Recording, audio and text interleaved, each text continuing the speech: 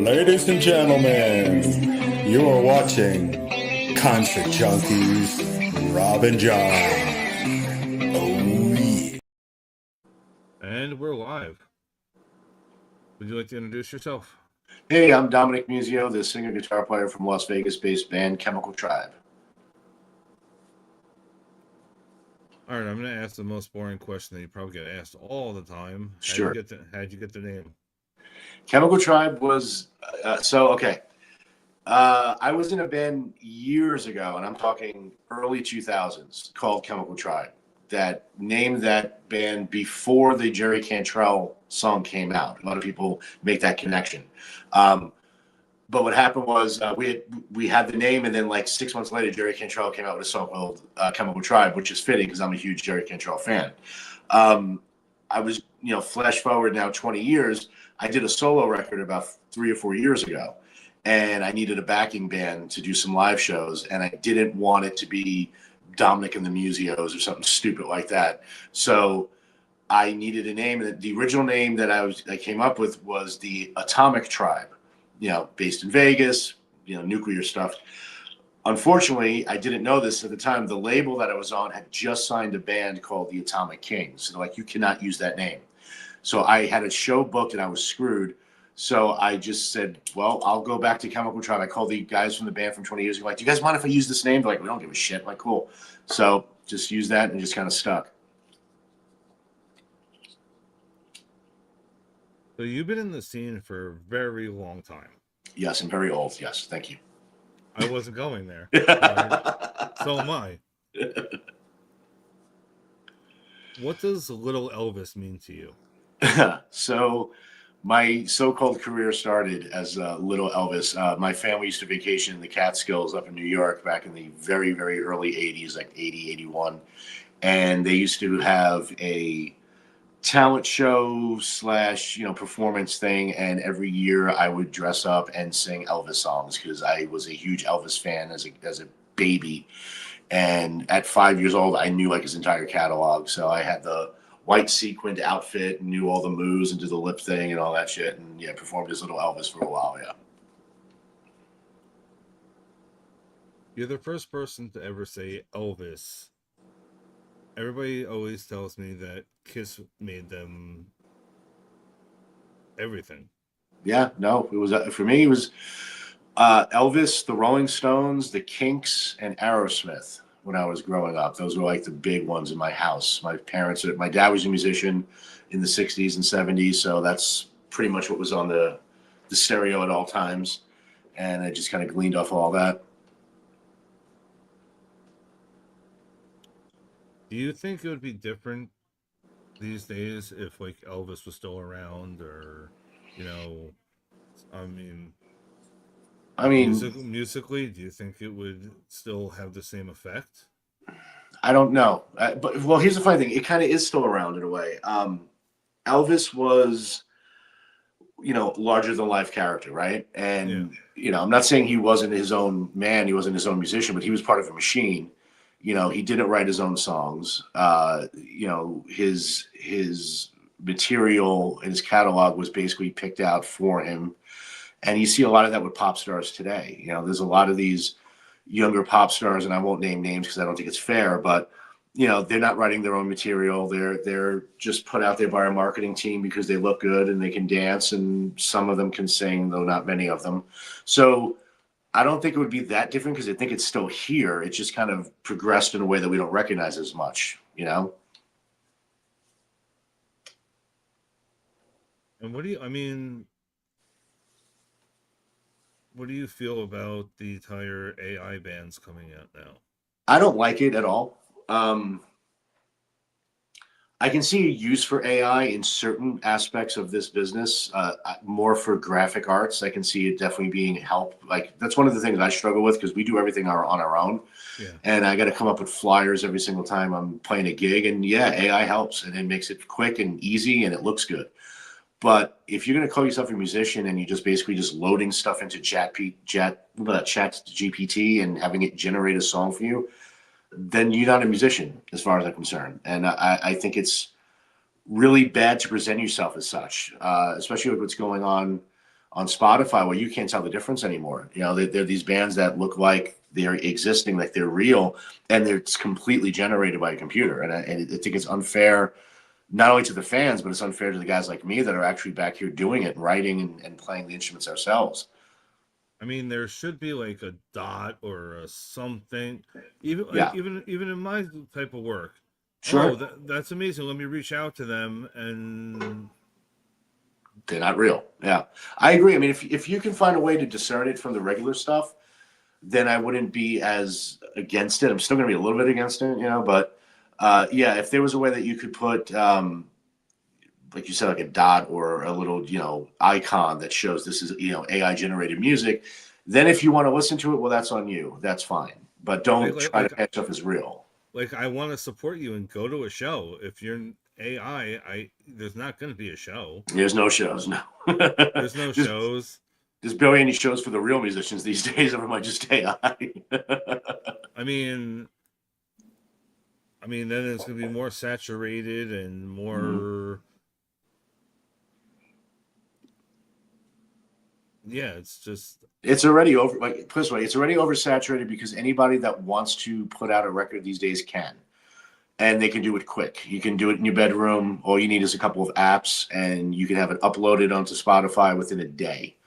And as great as that is, that's also what really hurt the music business because there's no gatekeeping as far as people saying, okay, well, this is good. We're going to put this out. This is not so good. I mean, you know, I came up in the 90s and I remember, you know, sending demo tapes to record labels and showcasing for them and doing it multiple times, like the same label 5 times once to come see you.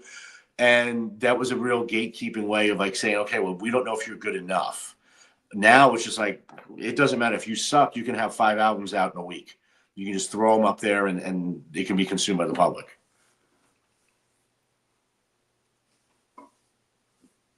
like with AI with me, I use it as a. I'll be honest. I use it as a tool. I don't use it as always. I'm not always using AI for this, that, next thing. Mm, Sometimes you use it because you don't want how to say things professionally. On my mm, point, right. It, like I don't know it's the also right terminology. right, but it also helps. You know, it conserves time. You know, like I said, like there's a place for it in just about any media, I believe. It's just how it's presented. You know, if you got guys that are using AI to generate music, but they're really good singers, they just don't have a band behind them. I don't really have that much of a problem with it. Or vice versa. If there's a band that has no singer, okay, give that a shot until you find somebody. But it's the presenting as if it's your own. If it's not your own, then don't say it is. That's where I have kind of an issue with. If you're using AI in your line, you know, to edit, to put some graphics on there, whatever it is, that's fine. That's just time. It's just enhancing what you've already done. The art is still yours. It's just a little enhancement. It's when you do something completely through AI and go, "This is mine." No, it's not. You know, you just put your name on it.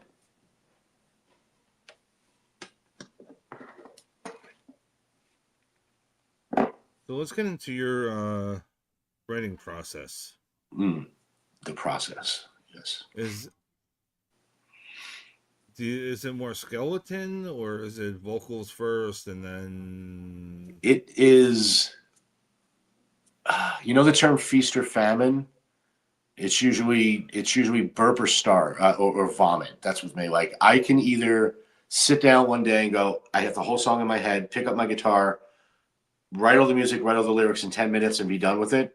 Or I will have a riff that is in my head for 5 years and I just can't get it out. And then one day it finally just comes. It's really strange how I work because it's this thing that I can do where once I have an idea for a song, I can literally hear all the instruments. I know what they need to play. I know the rhythm that we need. I usually know the beats per minute we need, stuff like that. Now it's just a matter of translating it into each instrument. You know, it just all kind of shows up. There's other times where I really torture myself over songs. And usually at that point, I just get frustrated. I'll put them away and just come back to them later. If I can't beat it all, get it all out in the next, in 10, 15, 20 minutes, sometimes it just frustrates me too much. I just have to come back to it. so do you have a song that was supposed to be a throwaway song and then it just blew up? Yeah, all of them. No. I mean, like, With this band, with Chemical yeah, Tribe, you saying? yeah. I thought that "Wear Me Down" off the new EP was more of a throwaway. It's a goofy song. Number one, it's written in a very strange key, and it was really short. Like when I presented it to the band, it was like a minute and 10 seconds long. Like it was a nothing song. And I played it for them one night, and I was like, "This is something I'm working on." I didn't ever believe it was finished. I just thought it was just like it's this goofy idea. It's really bouncy and poppy, but they loved it, and so they were like, "Yeah, we need to work on that." And I was like, "Okay, well, I have a minute and 10 seconds worth of two verses and choruses. So the middle position, the middle bridge." Is the most literal lyrical thing I've ever written in my life. There's the bridge part that says this is a bridge to nowhere. That is very literal. It was a bridge to nowhere because I had no idea where to go with that, right? And then the last line of that is, it seems like we're going nowhere and we're getting there way too fast. That is reference to how short the song was. So those two lines that are in there were basically placeholders because I didn't know where to go. And my drummer, Matt, was the one that said, leave those in there because it kind of fits. So then by doing that, that extended the song to maybe about a minute and 45. And then we added the two solos, the one right at the very beginning, the one after the second verse, which got it over like the 2 minute and 20 second mark. But in my opinion, if when I wrote that, if anybody said to me, that's going to be like the next song that's going to be on your record, I'd be like, I don't think so. It was just a goofy idea. I just tried it, you know? So when you're labeling tracks and everything, Mm. do you ever use whatever you put it as the name of your song? I would say 9 out of 10 times yes. Although when I did my solo record, Candy at a Funeral, which was like I said about 5 years ago, right before Chemical Tribe really started. When I sent the songs to the producer, most of them had no names, and I would just write like bullshit in G, shitty song in A minor, stuff like that. Okay. Because usually like I don't write for titles. The titles usually come absolutely last. So there are certain songs that will have that same title for the entire process because I just never thought of anything better. Or we'll have the whole song written and then the band be like, well, what's this one called? And I'll just be like, it's called Water Bottle. And that's it. That's just the name now. Like, I don't even think names are important when it comes to songs. I'm very big on lyrics. And I think that the lyrics are very important, but as far as the title, it's like you can pretty much call it anything. I don't think it really makes much of a difference. Okay.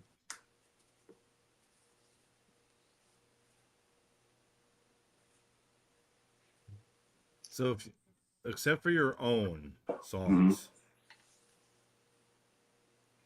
can you pick a song that describes you as a person?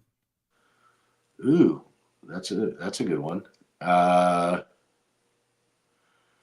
I can think of a couple if that helps, and they're two of my favorite songs actually.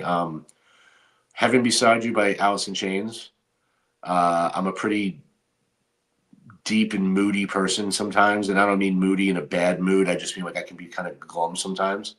And I found that's one of the beauties of that song is that it is really dark.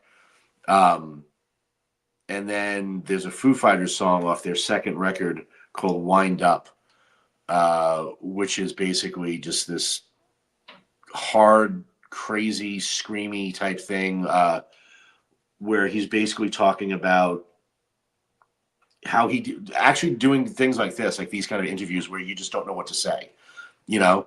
And that whole thing is, I hope you never see me wind up, basically means that I hope you don't catch me off guard because I don't know what the hell I'm going to talk about, like that type of thing. So I'd say those two probably do it.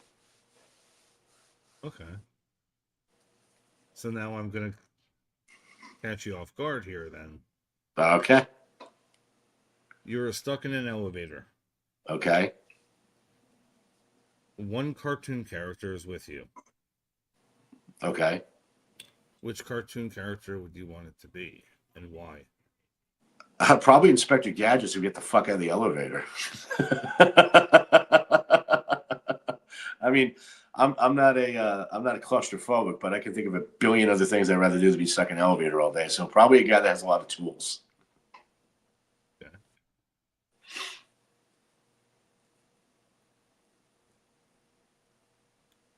if there was actually a time machine, Okay. what concert would you go back to go see? Ooh, goodness. Um, I've seen flyers for this concert. Um, it was in this, I think it was in Olympia, Washington in 1990, and it was Nirvana, Screaming Trees, and I believe Soundgarden all in the same bill. Now, I was lucky enough to see Soundgarden twice, but I've never saw Nirvana and never saw Screaming Trees. So that night, and I've talked to someone who actually was at that show, and they said it was the most fantastic thing you ever seen in your life. Like they couldn't believe how good it was.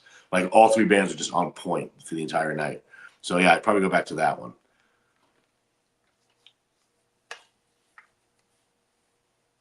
All right. I ask this question every episode. Mm. What do you want to leave as your legacy as a person? As a person, I mean, the cop out question, the cop out answer would be my children, obviously. You know, I raised two good kids, and they're my legacy.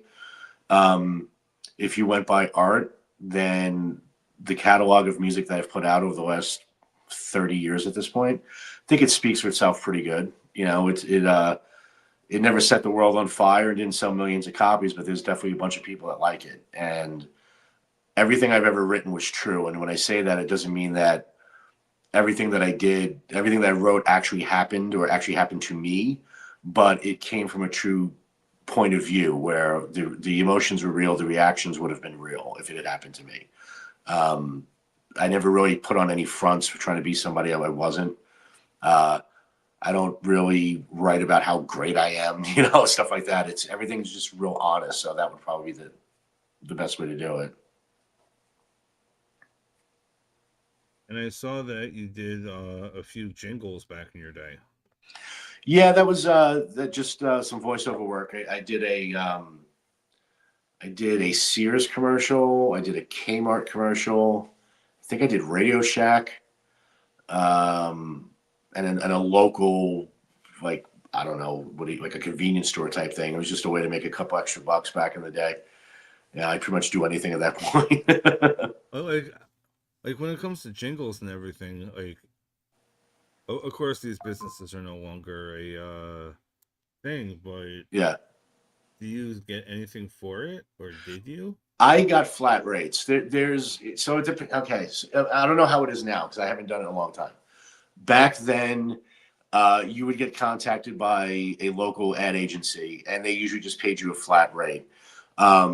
And it depended on where or how it was going to be used. Like, for instance, the Sears commercial was for the basic tri-state area of New York, New Jersey, you know, Connecticut type things, Pennsylvania, whatever. So it was a flat rate. I think I got paid $200, and it took me about 4 hours to do it. If you got a national commercial, then there was residuals involved. I never got a national. I also never really pursued it. I got lucky in the sense that a friend of mine was involved and was like, would just throw work at me every now and then. Like, hey, can you sing a Kmart jingle? Yeah, sure. You know, just go into the studio and do it. And yeah, I think, you know, it was flat rate. I know there was residuals back then if there were nationals, but I don't know how it works now. I think everything's pretty much national these days. Excuse me.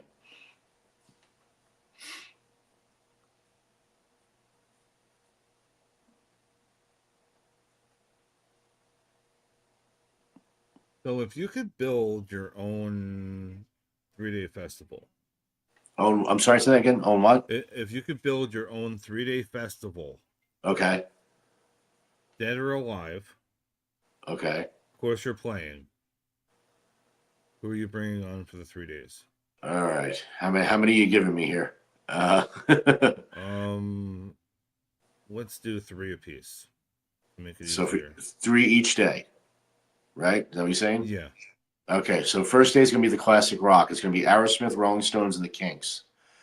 The second day is going to be the grunge era. You're going to have Nirvana, Alice in Chains, and probably Screaming Trees. Then the third day, you're going to have the post grunge or the modern stuff. You're going to have the Foo Fighters, Probably Radiohead. I know that sounds weird, but I love Radiohead. And just to bring this back because I love this band, they don't really fit in any of those genres at all. But let me take Radiohead out. Let's go back. Foo Fighters, Ween, and Concrete Blonde, because those are my three fringe ones right there. So that wow, I would definitely. I hate festivals. I would go to that festival without a doubt. You wouldn't add Eddie Vedder to it? I'm not a huge fan. Not a Really? huge. Yeah, not a big Pearl Jam fan. I saw them. They were very good. Um, they didn't hit me the way the other Seattle bands did for some reason. And I don't know why, to be honest with you. Some of its personality. There's a few things that Eddie Vedder has done and said in certain interviews, stuff like that just kind of rubbed me the wrong way. But even before I get it. I'm sorry. I said I get it. Yeah, but even before that, there was just something about the presentation of the band that it just didn't excite me as much. I kind of felt like they built more on that, for lack of a better term, like that 70s dinosaur type rock than the Nirvanas and the Smashing Pumpkins and stuff like that, which is a little bit harder and a little bit more based on the punk type thing. So yeah, I would leave them off on but it's my festival, so I can do what I want. Exactly. No, because you were talking about Seattle, and I think they're from Seattle. I think. Oh yeah, I'm yeah. sure Well, he's from San Diego, and the rest of the guys Oh, are from okay. Seattle. Yeah.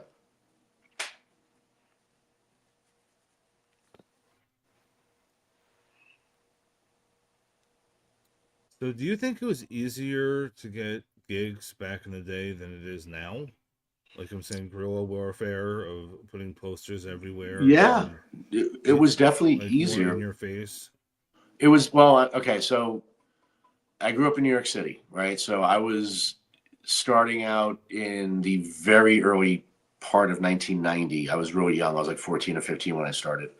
Um, there were a lot of clubs all over the place, and yes, it wasn't really easy to get a gig. You can get gigs, they just weren't that good. But if you made any kind of an impact, and I was lucky enough to do so when I was younger, you can get gigs very easily. Like I was in a band called Lynx in the early 90s that was extremely popular in the New York area. So we never booked anything. People booked us. They called Okay. us. When I left New York and in like my mid 20s, went down to Florida for a little while and played in cover bands. And it was fairly easy because there's so many bars. Out here in Vegas, there's not as much of a call for original music. Everything is casino shows and tribute acts. And I did the tribute act thing for a while. I was in a band called Wicked Garden that started as a tribute act. And but even then, it was a fight. It's a very big city in a small town. That's the best way to describe Vegas. Um, for outside of this area, I know people from all over the country that saying they're having a hard time getting gigs, but that's because that's a generational thing. The younger kids don't need to go see live music because they have YouTube and they have Facebook and Instagram and they can see shit at any time.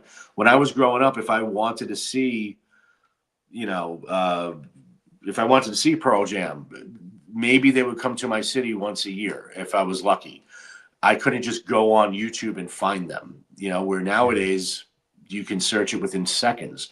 So since we grew up in that era where you had to physically leave the house to go see a band, that's normal for us. Where the younger kids, like my kids' age, 25 and younger, they've never had to do that. Anytime they wanted to see a live band, they just Googled it and showed up on YouTube. So there's not as much of a call for it to do it anymore. And I think that's kind of why it seems harder than it actually is.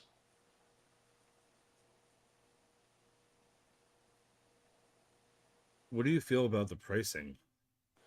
I think it's outrageous It sometimes. is outrageous. And the reason why it's outrageous is because the cost of everything else is outrageous. I mean, getting a band across the country is unbelievably expensive.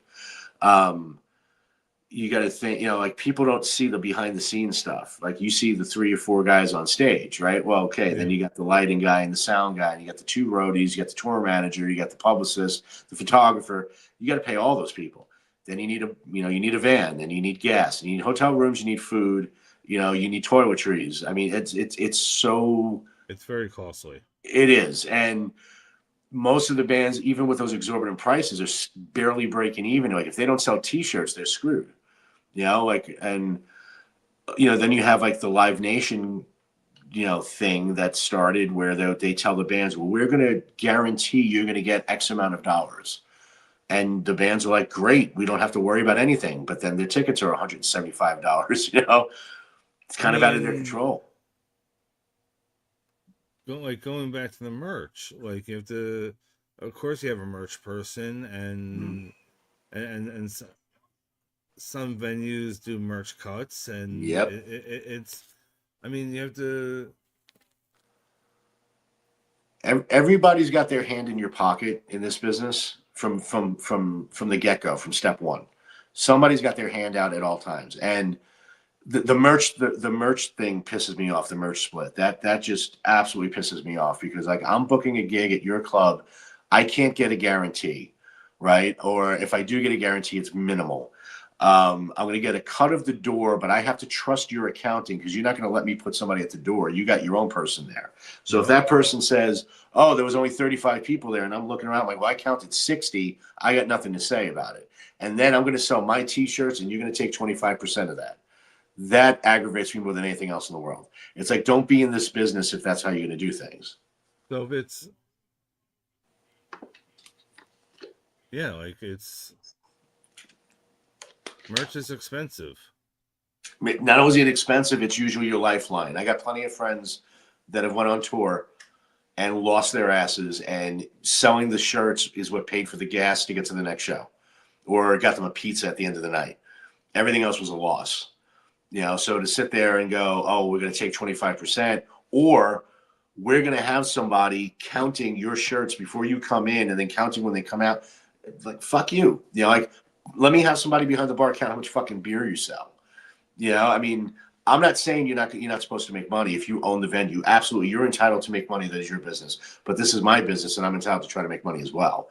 And if you're not giving me a cut of your bar, I'm not giving you a cut of my merch. How's that sound? And most of them won't go for that. No, it's not. It's a standard T-shirt is $30 or $40, depends on. Mm-hmm. We're not going back to the good old days when it was $15 or $12 for a shirt. Yeah. Some hoodies are $100. I know, it's crazy, and again, I don't do that. Right? When we make T-shirts, we sell them. I mean, I think the shirts that we have for sale now are $12. We barely make anything, but the reason why this band's existing is not to make money. And I know that sounds really shitty. We're four middle-aged men. We all have jobs and houses and kids and mortgages. It's like, to make enough to sustain it is fine for us. We don't need to sit there and go, well, this is our job. We're not in that position. If we were offered that position with a salary or some kind of a guarantee that we make money, that'd be a different story. But now when I go out and I play a show and somebody really likes the band and they want something that they can hold on, something tangible, hey, here's a CD, it's $5, or here's a T-shirt, it's $10. I don't want to break you. You made the effort to come out to see me tonight. I appreciate that. That's how I'm saying thank you. And sometimes they're throwaways, Yeah, I've done that. I can't tell you how many times I spent hundreds and hundreds of dollars on merch and ended up just giving it away at that point. Like I've been looking at, to be honest, looking at tickets to things, and it's very weird to me that you can go to a local, or not say local band show, or what do you call it, up and coming, and whatever the case may be, for a decent price. Right. You go looking for, say, a country act, the lowest ticket I saw was $200. Yeah, because people will pay. Because people will pay. Country music is still, even the younger kids that are into country music, it is still a live thing for them. They still will go to those shows. The country bars out here in Vegas are doing gangbusters. All the other rock clubs are closing. It's a generational shift. It's just how it works now. I'm just saying, more power to them. I'm just saying, yeah, I'm happy looking and I'm like, The funny thing is, I have these friends, and again, I don't mention names ever, but I've got friends that were the metal till I die, and now they're all wearing fucking cowboy hats and plaid shirts and playing fucking shit kicking music because that's where the money is. Okay, good. If that's what you're into, then God bless you, and I hope it works out. But I was actually told this morning that I should be in a punk band because my wife's in a punk band. I filled in for with her band this weekend, and the punk scene in Vegas is actually pretty strong. If you want to see a sold out show in Vegas, it's usually a punk show. And someone mentioned to me, why don't you just start a punk band? I'm like, because it wouldn't be real. Like, I'm not a punk guy. I like punk music, don't get me wrong. But in the 35 years I've been doing this, I've never been in a punk band. Why would I start now just to hopefully glean some of that audience? No, if they don't like what I'm doing now, well, that's okay. I'm not going to pander to them hoping they'll come over to my side. You know what I'm saying? Like, I don't think it's the right way to do things. It's a sellout in a certain way. Yeah, like and I saw this today, and what's your feeling on when somebody does a cover of a song and doesn't give them recognition? Well, that's the worst thing to do. If you're going to cover somebody's song, I've covered. I still in my sets, I still cover people's songs, but we don't ever try to present it as if it's ours. I mean, the law and the reality is two different things, right? If you do a cover of a song, there's nothing that says you have to say this is a cover, right? That's not a legal thing. But you also should never pass it off as your own. You should never be like, oh, this is my song. Well, no, it's not. Somebody else wrote that. Somebody else performed before you did. You're stealing now, as far as I'm concerned. And I've seen this as well. Is say there's a female singer on the track. Mm-hmm. There's no mention of who it is. Yeah, and that's another thing that gets that kind of. There's that legal gray area. It's like you don't have to credit people, but it's considered nice to do so, depending on what they do. See, these days you're doing most of that's called the meta information that you put into your releases, right? Nowadays you kind of control that yourself, so you put whatever you want in there. So it's very easy to add or omit something. Back in the early, like when I started in the 90s and was putting out my first music, the labels handled all that. You would just give them a list. Here's who played on this song, and it was up to them to put it on there. And 9 out of 10 times they did it, and sometimes they'd forget somebody, and they'd be like, "Oh well, tough shit." It's like you don't owe them that. You don't owe them the credit. I believe you do. If I'm making a record and you walk into the studio one day and snap your finger, I'm going to put your name on there because I think you've contributed. But I have the power to do that because I'm doing it myself. I can't force a label that I was on to do that. They'd be like, well, it wasn't a considerable contribution, therefore we don't have to put it on there. Yeah. Because I was always wondering about that, because I'm like, I heard a song today and I'm like, first of all, I know that's not your song. Mm-hmm. And then, no, it was, to be honest, I'm not saying who it was or whatever. It was very well done. Mm-hmm. In that type of music, it was very well done. Right. But I'm like, could it have been AI? Because that's big now too. The AI covers are big. Oh no, it was actually an up and coming. It wasn't. Okay. It wasn't. I know for a fact. I'm not mentioning the person's name, but I know for a fact it's a real person. Uh-huh. But like, I just think it's outlandish that, what do you call it? There's plenty of times there's no credit, or I can't find the other vocalist. Right. Well, it's because we've diminished everything. I mean, you remember when you were a kid and you bought a record, right? And it had on the back, it had all the credits, and who played guitar, who did this, where was it recorded. That's gone when it comes to the digital world because, first of all, there's nowhere to put it up. Like when I distribute my stuff, it asks for the main performers and the producer, and that's really it. And if I screw that up or I omit it either on purpose or because I just brain fart, there's nobody to tell me I should have done it in the first place. And again, the music public, which is now shifted younger, they don't care because it's not as important to them. I wanted to know, hey, who the hell played that fucking kazoo solo on that that song back when I was a kid? I wanted to know that guy. Nowadays they don't care because it's just consumed as a whole. They don't care about the parts of it, and mostly because they don't understand the concept of what it used to take to make a record. I remember my first record was in an actual studio and with tape machines, and we had to splice the tape and put it together when we made an edit. And you had three different guys, holding microphones because the stand kept falling off.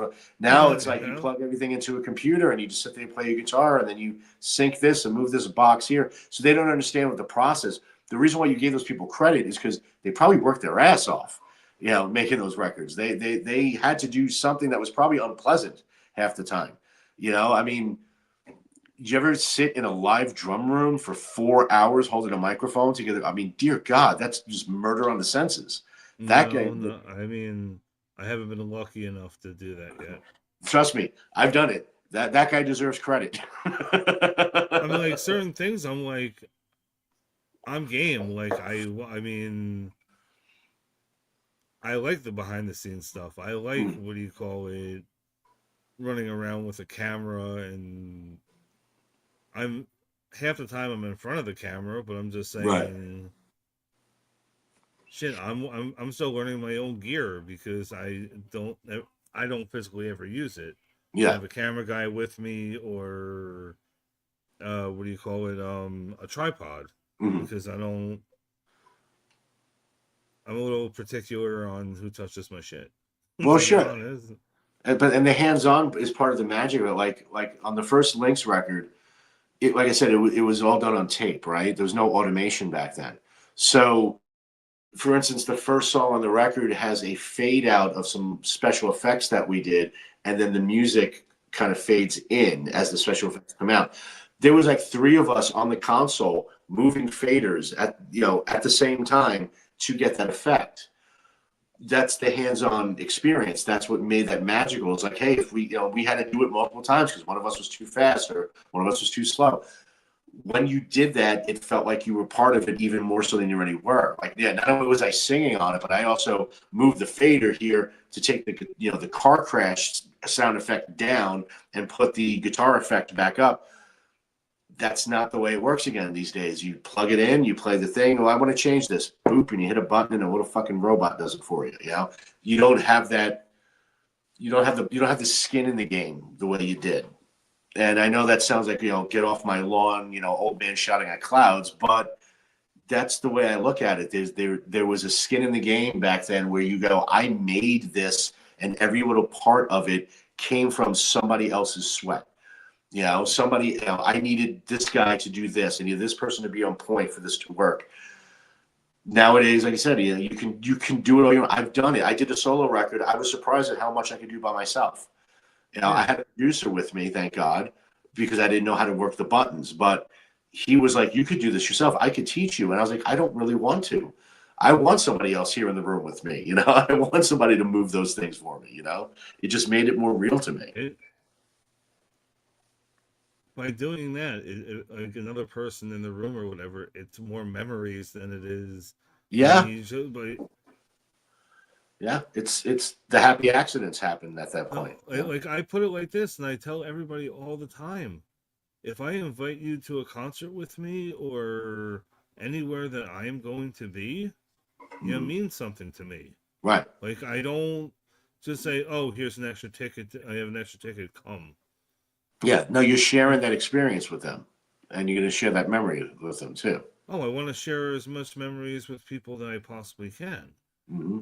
That's what's lost in a lot of art these days is why are you making music, right? Well, why? You want to be famous? Well, that's stupid, right? Because you can be famous doing anything, Why, because I have a voice and I want to use it. Okay, that's fine too, but you can just go outside and sing outside. You want people to consume it, and you want them to hopefully interact with you. That's the part that I have the hardest part of as a very shy person, right? I like my band makes fun of me because like they go, you're on stage and you're jumping around and screaming and getting everybody into it, and then like as soon as the lights go out, you're backstage hiding in a closet because you don't want to talk to anybody. You know, yes, but I still want to get that feedback. Like I do get fan mail sometimes. I do get emails and messages from people who've bought my stuff or listened to it, and it's the greatest feeling in the world. It's like, okay, I made a connection with you. That's why I do it. You know, it's not for the money because I would have quit 30 years ago if it was for the money. You know. It's not even what I do. It's not all. I mean, yes, eventually I would like to see something, but like it's not money. Like it's this conversation. It's what do you call it? Next time I'm in Vegas, New York, whatever, I could hit you up and say, Yeah. you want to have a beer? Let's go. Yeah, exactly. It's not the fact of what do you call it? Certain people, is there a VIP area? Is there this? Is there that? Yeah, they don't. Yeah, they want something from it. They don't want an experience. They want to get what they can get out of it.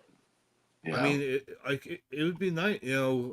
Sometimes yeah, it would be nice, but don't what do you call it? Think that it's going to be like that every time. Yeah, yeah, you can't expect it because you take it. Then you're taking it for granted. I expect that every concert I go to, and whatever the case may be, to pay. Mm-hmm. I'm not asking for guest list. I'm not. I mean, okay, once in a blue moon, if I'm a little low on funds, or you ask me to come, like certain things, but Right. Yeah, people expect to be pampered. Mm-hmm. Yeah. It's not the wrong business. It's not. Mm-hmm. Not everybody's going to get their own green room. Not everybody's going to get their own writer. Yep. Not everybody's in a tour bus. They're in a van or get even. I've seen people get dropped off by an Uber. Yeah. Yep. I've taken buses to gigs. Like I get it, like literal public buses. And a show day is a very long day because all you're doing is waiting around. Yeah, right. Waiting around, or if you're doing press, then you're doing a lot of that, and it's usually like, but it's weird.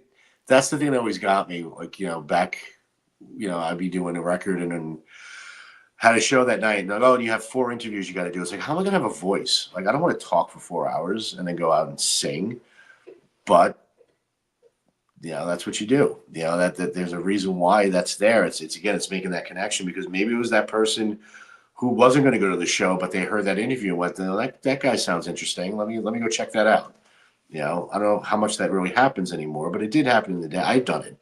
Heard guys like these guys sound passionate. I want to go see them just to see how good they are. I used to play their whoever I had on their music a little bit, but YouTube copyrights it right away, and yeah, I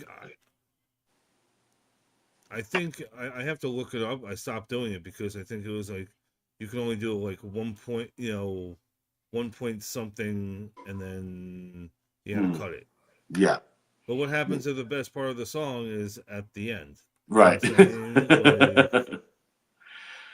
I get a copyright strike on my own song. Like I get it. Like it just makes no sense. No, like I don't get it. And hypothetically, I'm saying hypothetically because I don't want to give any Easter eggs out or any of that. Say I put my own song out. Yeah, I'm probably gonna get copyrighted for my own shit. Yep. Most likely, yes. And now, could you fight it? Yes, you can. I fought mine, and all I had to do was prove that I was the owner of the song, which was really easy to do. But it's the hassle, like, of doing that. I was like, why would you go through all that? And the reason why that happens is because of the pressure from music publishers and the bigger labels, because they want a little piece of everything, so they ruin it for everybody else. They don't want a guy like me who's an independent guy, who's been on indie labels his whole life, to have the same access as they do. That's why they do it. I have friends all the time ask me, how come you're not on, like what's that jukebox called? A tune box or something like that, or the one you find in the bars, right? Oh yeah, those Touch tunes. And I'm like, because I'm not on Universal, I'm not on Warner Brothers. That's why they own it, and they won't put me on there. My distributor submits to it. I've seen the paperwork. I've signed the paperwork so I can be on it. They won't put it on. There's no guarantee that they will ever put it on. They just say, "Oh, we'll accept your submission," and then it dies on the vine. They'll put it on when they have no choice. When you're one of those few lucky independent label guys that all of a sudden gets a small regional hit and it starts getting played around the country, then they'll put it on because they can find a way to make money on that. They'll go, oh, wait, people may pay to hear this song, so we should throw it on there. But just because I put it out there doesn't mean they're ever going to play it. Exactly. I mean, that's like, this is why I like having these conversations. They don't see the back end of everything. Mm. They just think that everything is, Yeah. they have their own green room and they get, what do you call it, grapes and no brown M&Ms and all that. no brown M&Ms, have to have sage and Right. what do you call it? I wish I had one of those right. My rider, I don't even get a rider, but if I ever do, I'm just like, you just have some coffee and water backstage, and I'll be happy. Like I'm good. Yeah. Dude, if I ever get a rider, have you ever seen the movie Airheads? Mm-hmm. I want their list. You want the football helmet full of cottage cheese and a naked picture of B. Arthur? Yes, I do. All right, me too, man. And don't give me a picture of a skeleton. Right. Yeah, don't give me a picture. I mean, I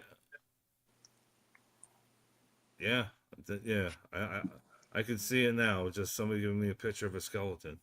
Rest in peace. But I'm just saying in general, like, no, it's not. It's a lot of work. Yeah. Mm-hmm. It is. It's a lot of work, and it's thankless 99% of the time. It's. I mean, I can't tell you how many times I've played gigs where I just felt like cattle. Like that's why I don't like festivals. I don't like going to festivals. I don't like playing festivals. I'll play them if it's a good opportunity, but for the most part, it's just a cattle call. It's like, all right, get on stage. You got 10 minutes. Okay, get off. Grab your shit. Get out of here. No, you can't hang out backstage. You got to be off. Like, okay, like I don't want special treatment. Like I don't want, but I want to be treated like a human, and I don't think that's special. Speaking of festivals, like I mean, I used to go to Ozfest. I used to go to, what do you call it, Mayhem. Mm-hmm. I like those type of festivals. Right. I'm not one to camp out. I'm sorry, I'm gonna be a little bougie. If I'm going to a festival like that, I'm getting a hotel nearby. I have to shower. I'm sorry. Yeah. I can't. I went to Woodstock, 90, the one in 94. 94. Yeah, I had to sleep in a tent for 3 days in mud. It was disgusting. I couldn't wait to get the fuck out of there. Now, I saw some great bands, but that's an experience I would never do again. I mean, I don't like being dirty, number one, and it rained for 3 days. It was just miserable. Yes, the music was fantastic. That was amazing. But do you know what the smell is like when there's 500,000 fucking people have been rolling around in mud for 3 days? It was terrible. And I'm a neat freak and a germaphobe, and I'm just really? I haven't showered in 3 days. I'm like, I need to get the hell out of here. I was like, it's terrible.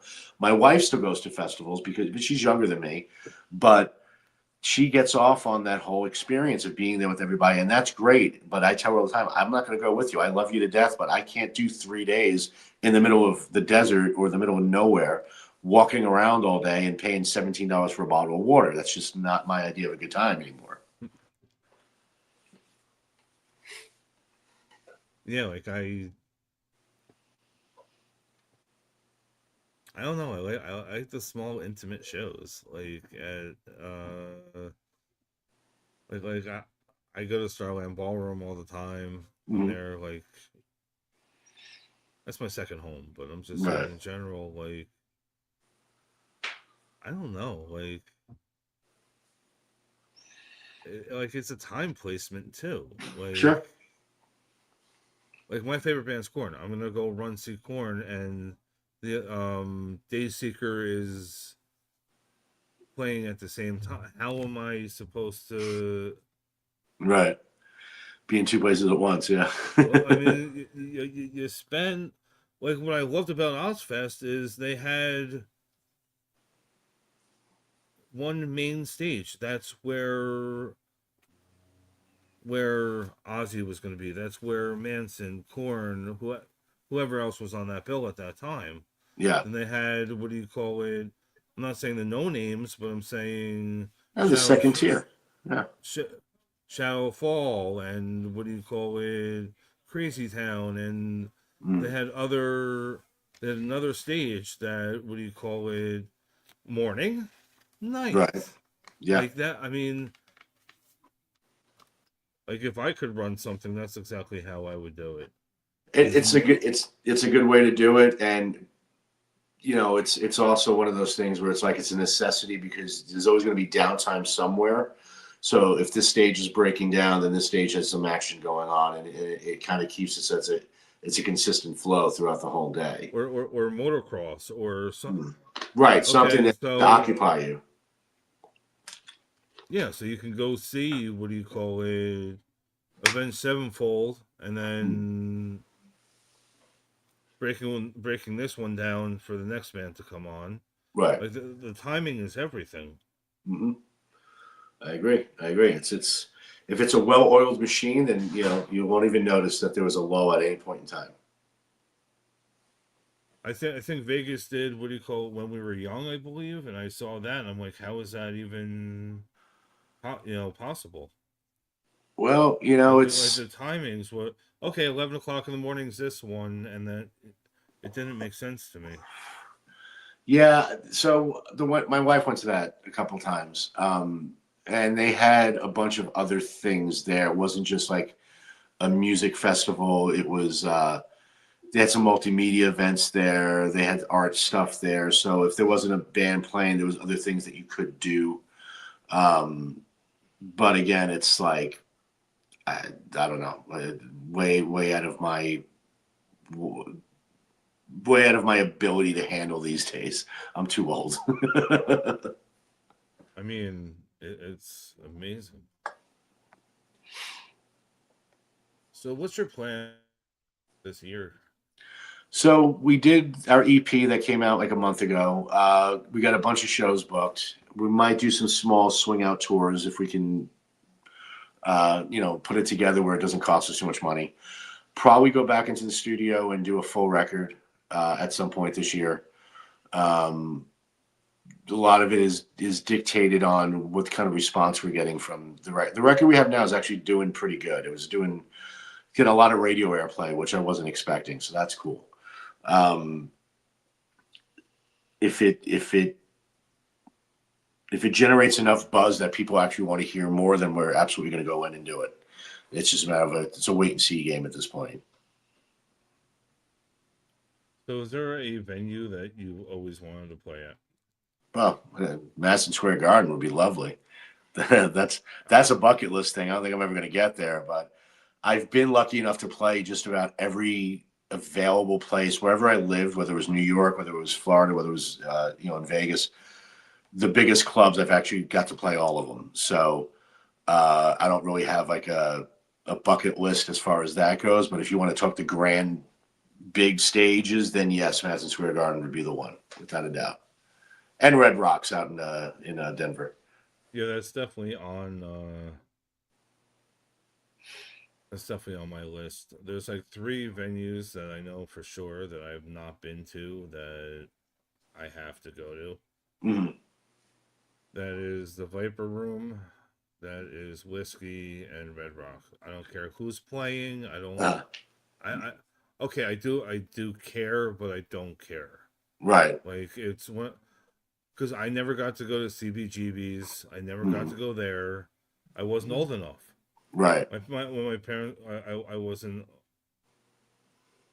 old enough. Like I was old enough for when Birch Hill was here. I was old enough for Birch Hill. Wow. I remember I was that. I was there every weekend. uh, No lie. I worked across the street mm, after my shift. Of course, brought an extra pair of clothes. Left right. the button down shirt and tie, and oh, what are we? across the highway, and I was right there. Mm. One story about that is I did get to wait on the drummer from Papa Roach. Uh, Never got to see them live. I've heard they're really. I've never seen them either, but I've heard they're very good. No, I had tickets to the show. Uh-huh. Fire marshal said no, no, no. Oh no. We got our money back. We never got to see Papa Roach. Mm. If you guys are watching this, please put me on your list. Never got to. We got there. Fire marshal said we could watch the show from what was it called? After dark, the Uh-huh. nightclub. The Mhm. nightclub part, like they opened up a door a little bit, and you got Yeah. to see it that way or through a TV screen. I love when they do that, though. Mm. When they overbook, and that was when their first CD came out. When they Uh-huh. first came out. Yeah, so that's like one of the shows. Like I was there, but Right. they said no. Like, universe said no. No, it's not your. No, not your turn. So I don't know how many years it's been, but still have not seen them live yet. Mm. I mean, so we always have that one concert that the universe said no, no, no, you're not going. I'll tell you, look. So I never saw Nirvana, right? Yeah. I was supposed to open for Nirvana at one point. And what happened was they were booked into this small club in Staten Island. This is right before Nevermind came out. Oh, And wow. my band was supposed to open the show. And it was, this is booked 3-4 months in advance, right? So we're like, okay, no problem. And then Smells Like Teen Spirit just explodes. Yeah. And they obviously canceled because the club's way too fucking small, right? They went from playing, this club which held maybe 300 people to Irving Plaza, right? Yeah. And instead of opening up for Nirvana, I got to open up for the Bullet Boys. So I understand the fear of missing out type thing because I never got to see them afterwards. I never had an opportunity. That kills me.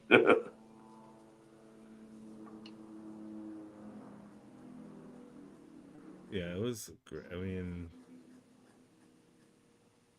those moments of like, why? Like, Right? Yeah. just Why me? why? Like, I mean, not your time. Like, Yeah. it is what it is, but like, yeah, like for me to miss a certain band that I love dearly, Mm. it's because of the location. Yeah. No, I understand.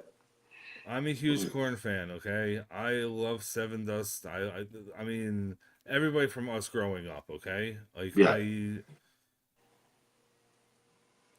I'm a couple. To be honest, I'm a couple years younger than you. Mm. Okay, so I grew up in I was raised in the '80s. I grew up in the '90s. Right.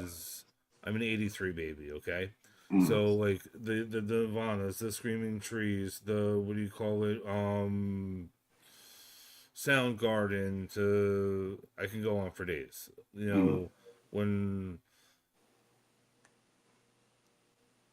I was an MTV kid, okay? Like, Yeah. I literally ran home to watch TRL or 120 Minutes and all that. There was another one as well, but I'm saying, like, that was. If I wasn't at the basketball court playing basketball, that's where music every day, all day. Like I'm saying, my first real concert, except for like an arena show, was at Birch Hill. I went to see what do you call it, Orange 9mm and Fu Manchu and bands that Orange 9mm just played recently, but I'm just saying like bands that don't really exist anymore. Right. Although Fu Manchu is coming back, they're touring. What? Yes. I have to go. Yeah, I don't know any of the dates yet, but they announced it like maybe 2 months ago that they're going back on Oh tour. my God, that'd be a Yeah, I'll be throwback. checking that out. Well, the band that Boy Hits Cars just came out with a new record, and that Hmm. blew my mind. Yep. You know what I'm saying? You're never too old. It's never too late. Hmm. Do it. Yep. Absolutely. Absolutely. Before I let you go, do you Yes. have any advice for anybody that is coming up now? Yeah, do it because you love it, not for any other reason. Because every other reason is fake, right? Like I said, don't do it because you want to get famous. Don't do it because you want to make a lot of money because you're not, right? Just if you enjoy it, just do it. And it's going to suck 90% of the time, but the 10% of the time that it doesn't, it's really cool. Um, like I said, I've been doing this now 35 years, and at least once a year, I'll just say, I think I'm done. I don't think I can do this anymore. And then I get booked at a certain gig, or somebody plays the record on the radio station, and I get a notice about that, or I get an email from a fan or something like that. And I'm just like, oh, okay, I'm back on it. I'm doing it again. Let's enjoy it for what it is. If you're lucky enough to be one of the top 1% people that make money and make a career out of it, that's fantastic.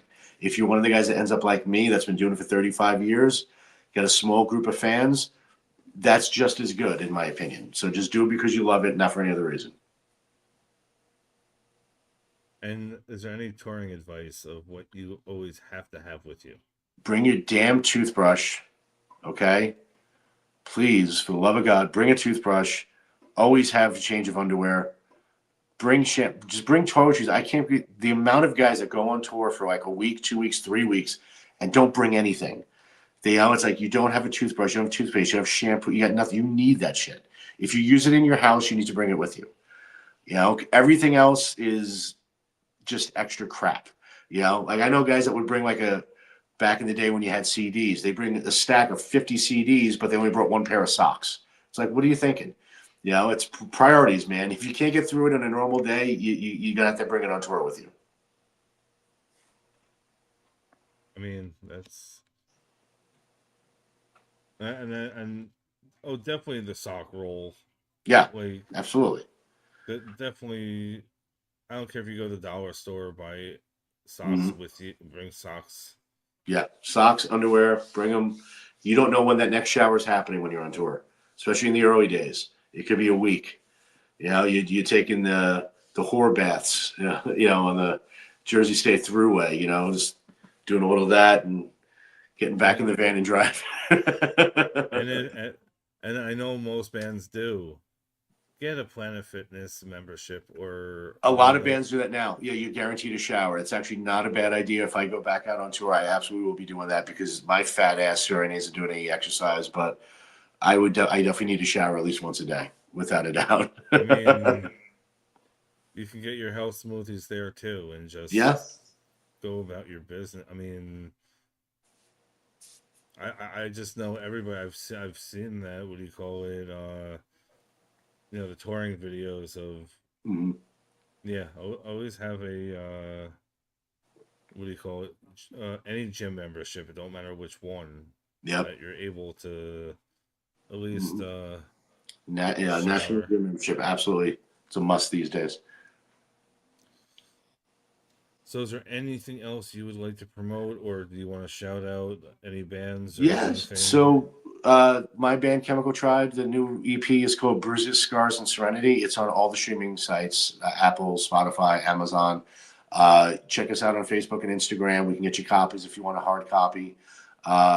My wife's band, the Minjas, just put out their EP called Oh No, Oh Yeah, also on Apple and Spotify and all that. And you can get physical copies through them. Keep supporting live music. Go see shows.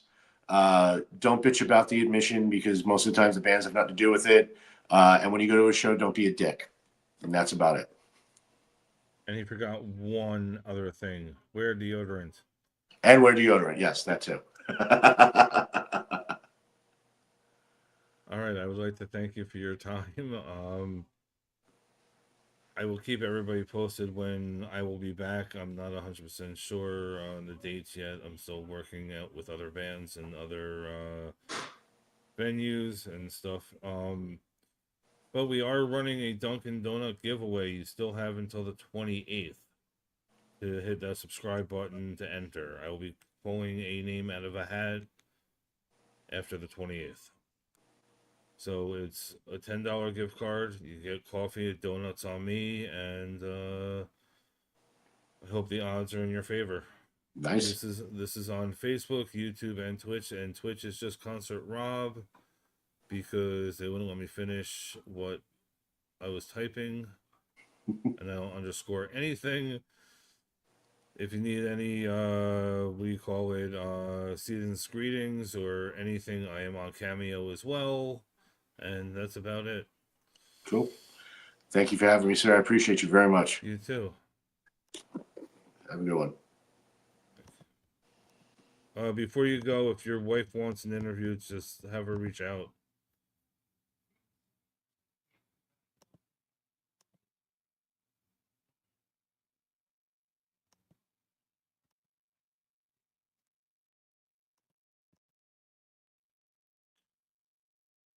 My computer just decided to do that while I'm doing that. It's fucking great.